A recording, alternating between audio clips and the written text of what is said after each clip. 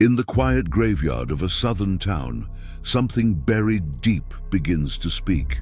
My name is Samuel Griggs, and I've been a gravedigger in Maple Hollow, Georgia for most of my life.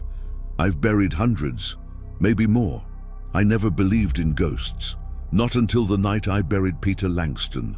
It was a chilly Thursday, and Langston's funeral had been quick and strange. No family, no flowers, no prayers. That night, as I walked past his grave to lock the back gate, I heard it. "Help me, please." A whisper, low, breathless, coming from beneath the ground. I didn't sleep, convinced it was exhaustion, or maybe wind playing tricks. But the next night, at the same hour, 12:07 a.m., the whisper returned. This time it called my name. "Sam, it hurts. Help." I froze, my flashlight flickered. Then I heard scratching, soft, frantic, like fingernails on wood. The grave had sunk slightly, not much, just enough to notice. I told myself it was settling soil, but inside, I knew better. On the third night, I left my phone near the grave. Hit record. At 12:07 a.m., the whisper came again. "They buried me wrong. I'm not dead." Then, silence. But as I listened closer, I could hear breathing, faint, panicked, and then something terrifying. A deep, gravelly voice layered over the whisper. "He hears us now. He's listening." That wasn't Peter's voice. That voice sounded ancient. I went to the funeral home the next morning asking about Langston.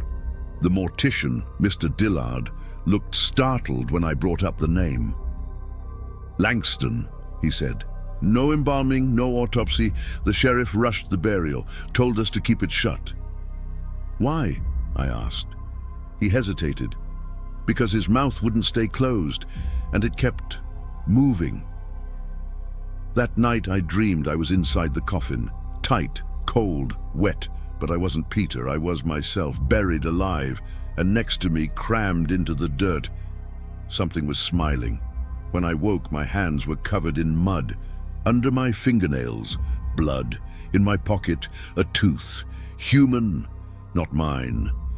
When I returned to Langston's plot that morning, the grave was open, not disturbed, not dug up, just open. The lid of the casket had been pushed up from the inside, but the coffin was empty. In the soft soil beside it, I found writing, scratched into the wood. "Thanks for listening, Sam." Now every night at 12:07 a.m., I hear whispers from all over the cemetery. They're louder, closer. Sometimes I see footprints, bare, muddy, fresh. They lead to my shack, to my bed, to the mirror. And one night I heard it again. "Now it's your turn, Sam. Time to rest, time to whisper." If a corpse called your name from below, would you answer? And if you did, would you ever sleep again?